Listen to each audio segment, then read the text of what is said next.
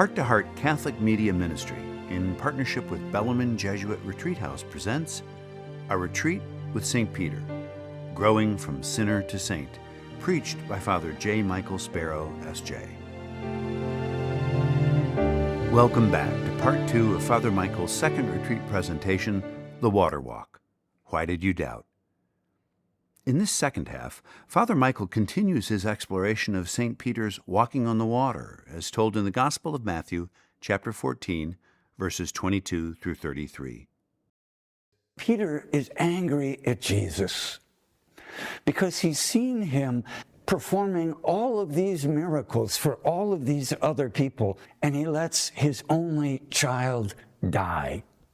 To be able to surrender to the fact that bad things do happen to good people is a bitter pill to swallow.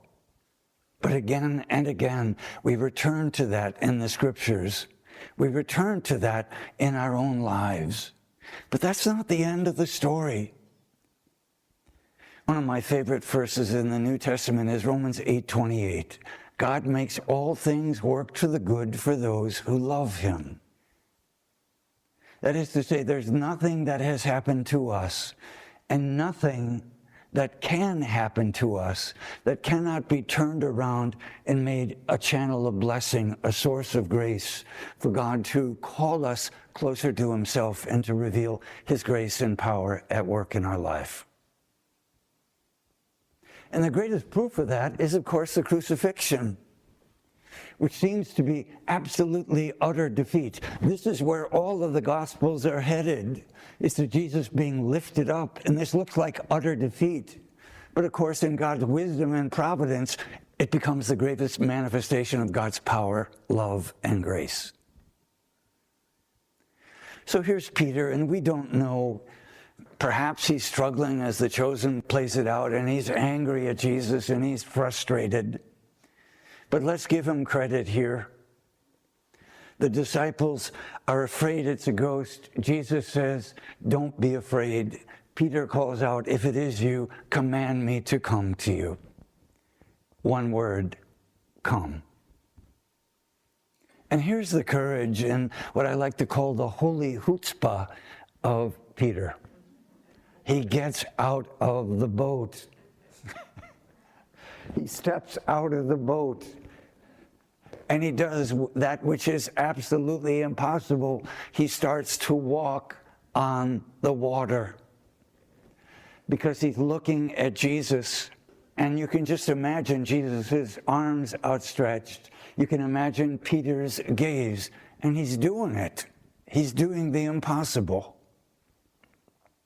for a moment or two. And then what happens? His fears begin to raise up. Most of the fishermen at that point were not swimmers. Whether Peter could swim or not, we don't know. What we do know is that the storm was raging, and Peter takes his eye off Jesus, and he starts to look at all of the bad things that could happen. He looks at the size of the waves. He feels the force of the wind. He looks back at the distance between himself and the boat and where Jesus is, and he begins to sink like a rock. But again, that's not the end of the story. Peter got out of the boat and began to walk on the water toward Jesus. But when he saw how strong the wind was, he became frightened, and beginning to sink, he cried out, "Lord, save me." Even though he took his eyes off Jesus, our God is a God of second chances and third chances and 70 times 7 chances. What does Peter do when he's sinking? He asks for help. Lord, save me. How many of us, when we're going down to the murky depths, just say, oh, why did I do this? I shouldn't have done this. And why did I get out of the water? Why did I take my eyes off Jesus? I shouldn't have done that. And gurgle, gurgle, gurgle, gurgle, gurgle. When we're going down, when we're sinking, remember Peter, Lord, save me. Help. help. Those of you that are familiar with the 12-step program, as I am, know that the first step is we admitted that we were powerless over our addiction. This has got me, whatever it is, my drinking, my use of pornography, my addiction to food, to chocolate, to shopping, to destructive relationships, to work. You name it, whatever it is, it's got me and I can't get out of it. What's the wisdom of the 12-step program? Acknowledge you're powerless and cry out for help. Help. I can't do this, but you can save me. That's Peter going down, screaming, help, help. A one-word prayer, help. Immediately. I love that word. Not eventually, but immediately, Jesus stretched out his hand and caught him and said to him, "O you of little faith, why did you doubt?" Again, this was a setup. This was a test. Would Peter and the other disciples be able to figure out? They've already seen the multiplication of the loaves. They've already seen water changed into wine. They've already seen numerous healing examples. They've seen numerous exorcisms. And they've just fresh come from the multiplication of the loaves and the fish. So Jesus is testing them. And so there's a gentle reprimand there, a loving reprimand. The way I picture that is Jesus' gaze is fixed right on Peter, looking right into his eyes. Perhaps there's a half smile, but certainly his face is filled with love. Man of little faith, why did you doubt? I'm calling you to a deeper intimacy, to a stronger faith. Don't you remember just what happened? You and the rest of the disciples were afraid that you were going to be starving. I took care of that. Do you think when I asked you to come to me, do you think I would let you sink? After they got into the boat, the wind died down. Those who were in the boat did him homage, saying, "Truly, you are the Son of God." This story can be interpreted on different levels. There's the literal level of what happened. There's the symbolic level, and then there's the mystical level. A number of years ago, I had the opportunity to be invited to go in an ecumenical expedition over to Rome and to meet with Pope Francis. I love to lead pilgrimages and have led several pilgrimages and have met several popes in a very intimate setting of several thousand people, waving to this little dot on the Jumbotron. But I was invited, and I was the only Catholic priest among a group of Protestant leaders. There were about 75 of us, and we were meeting Pope Francis, and he went around the room and he shook hands with each of us, and I had a very meaningful 30-second conversation with Pope Francis and told him I was a Jesuit, and he said, "Well, pray for me." While we were waiting in the antechamber to be escorted into where we would meet the Pope, I was struck by a transept right over the door, not unlike this triangle, but much larger. And inside this transept, there was a picture of the disciples in the boat in the midst of the storm, right there in the Vatican. Because the church has always interpreted from the earliest times that this isn't just about what happened 2,000 years ago. That ship is the church, and those disciples are the church today, and there are going to be storms in life. They're inevitable. And Jesus is with us in the midst of the storm.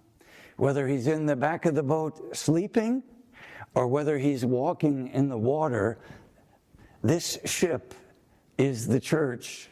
We are the disciples, and we're caught in the midst of the storm.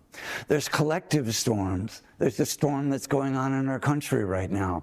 There's the storms that's going on in our world. There's literal storms that are affecting vast parts of our country right now. My sister lives in Florida, and I was talking to her yesterday, and they said on the news, keep your faucets running because they're likely to freeze. Now, we do that all the time up north, but not in Florida.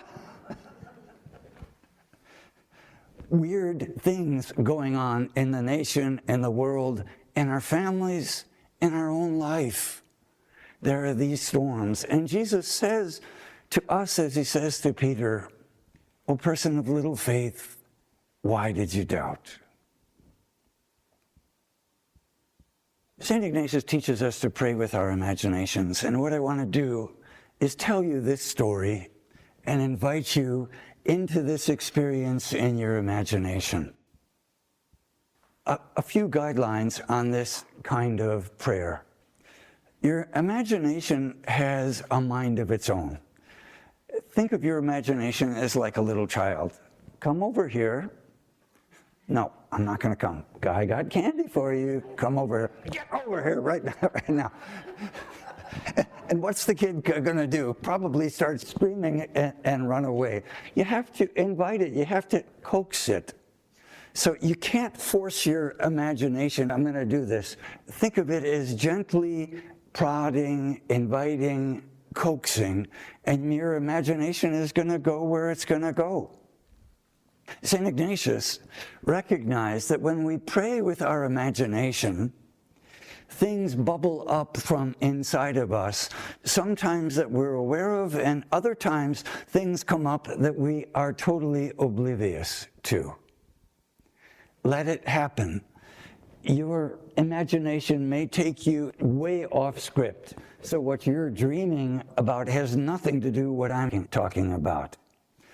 Gently invite your imagination to come back, but if it keeps going in this place, and it's a place that you sense is bringing you peace, then go with it.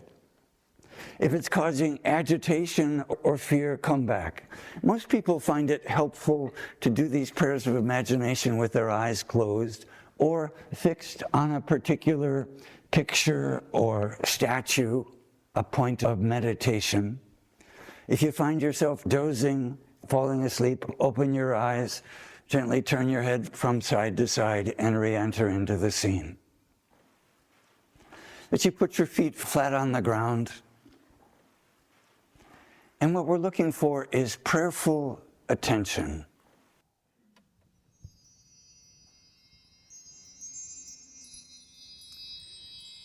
I invite you, with your eyes opened or your eyes closed,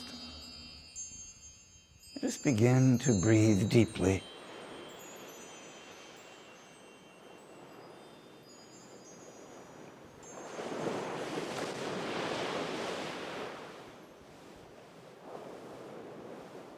Breathing in God's love and light and strength.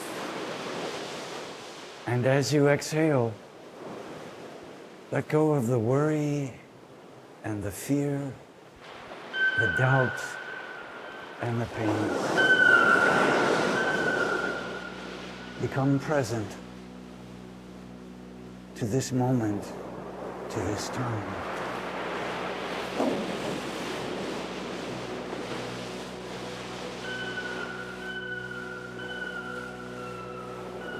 Imagine the chair that you're sitting on.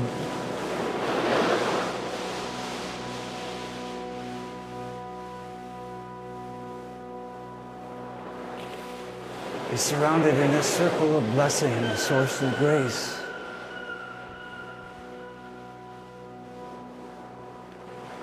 And you're lifted up through the ceiling and travel at incredible speeds, but perfectly relaxed.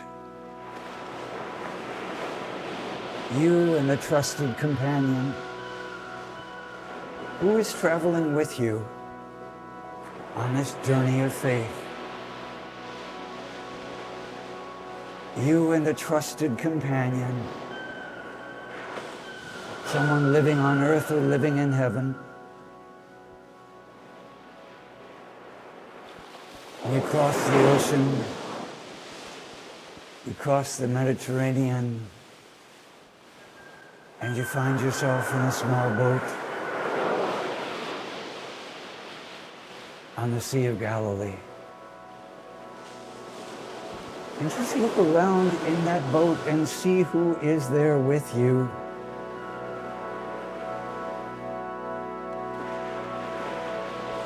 Continue to breathe deeply.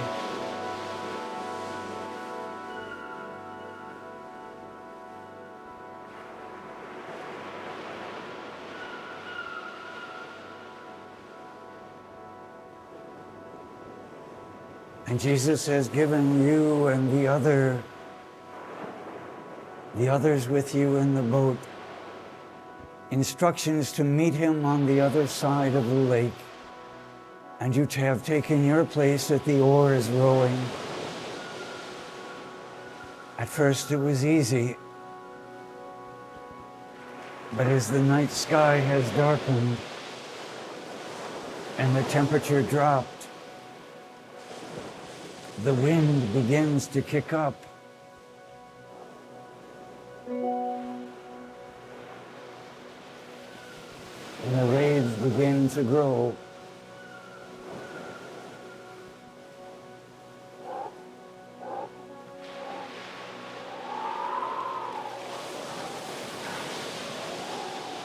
And now you're recognizing that you're in the midst of a storm.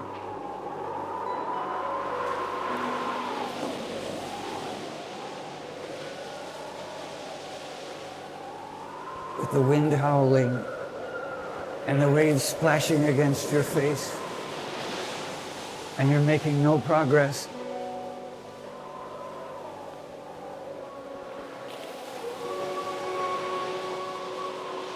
And there's a figure appearing in the distance, shadowy. Someone screams, "It's a ghost." But you hear that voice.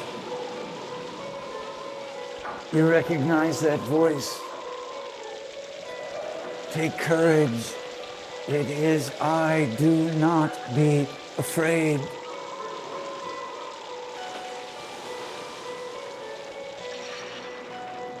What are the fears you're facing in your life right now? Where is the storm raging?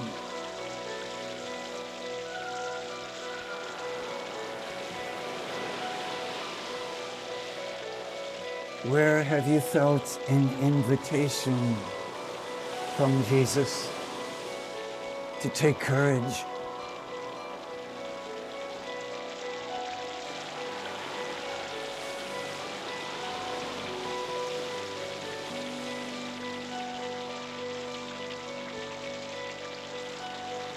If you have that courage, step in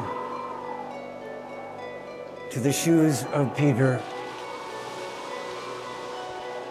If it is you, Lord, tell me to come to you.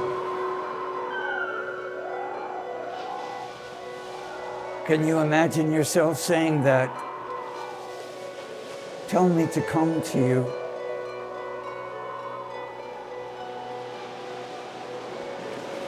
And if you speak those words, what do you hear? In the midst of the storm, with the wind howling and the waves smashing against the boat, do you stay in the boat or do you dare to get out?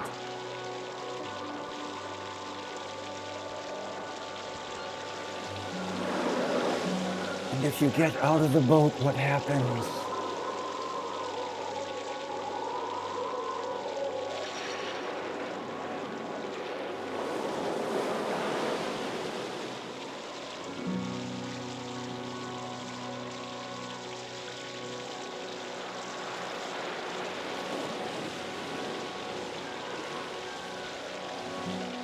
And if you meet Jesus, what does he say to you?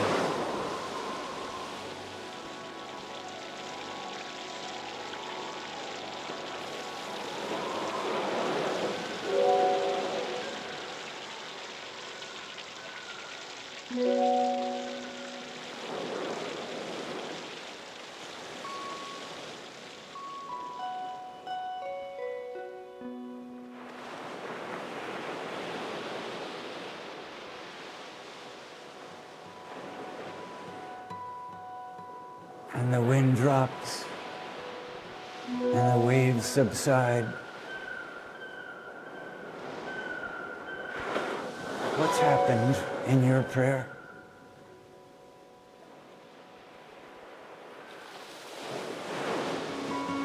Do not fall into the trap of self-judgment. Allow the Lord to love you, whether you stayed in the boat or got out, whether you sank or walked, whether you were distracted or focused. Know that the Lord is loving you, teaching you, calling you closer to himself.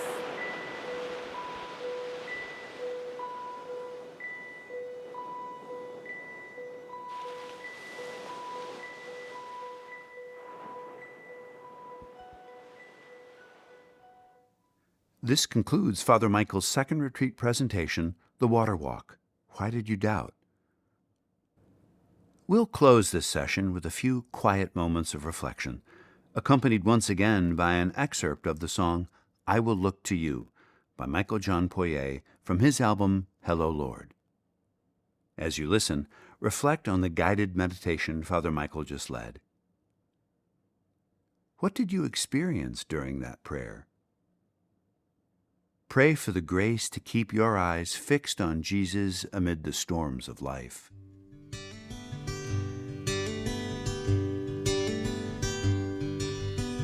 Save me, Lord, I'll give my life. Save me from myself.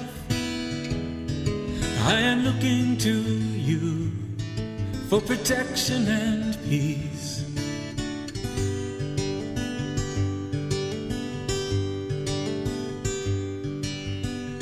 Keep me, Lord, close by your side. Keep me from all fear. I am looking to you for courage and strength.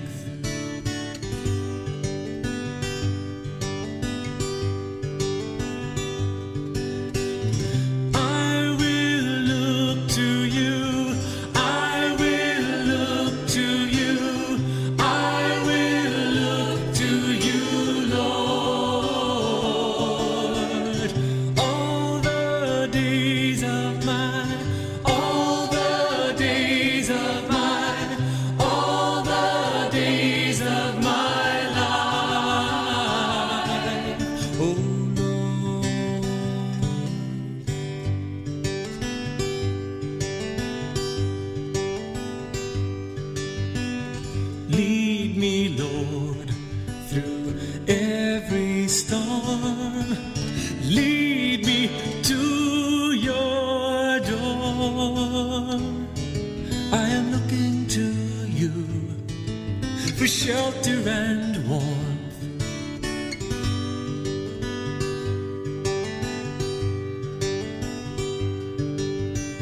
Show me, Lord, which way to go. Show me where to start. I am looking to you for assurance and help.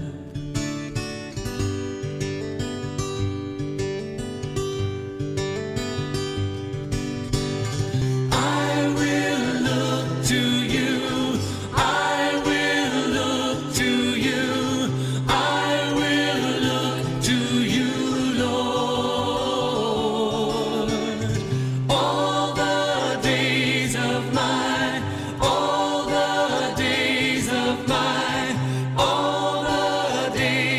of my life, oh Lord.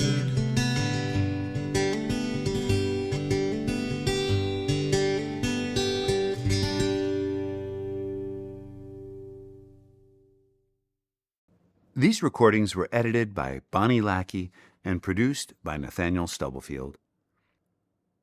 Michael John Poyet's music is available on all major streaming platforms and at prayerbreaks.org. This recording is copyrighted 2026 by Heart to Heart Catholic Media Ministry. For more inspirational content, visit htoh.us. Consider making a retreat or day of prayer at Bellarmine Jesuit Retreat House, the home of Father Michael and Heart to Heart. Learn more at jesuitretreat.org. Join us next time for Part 1 of Father Michael's third retreat presentation, The Rock. Who Do You Say I Am? I'm your host, Dev Kennedy. Thank you for listening.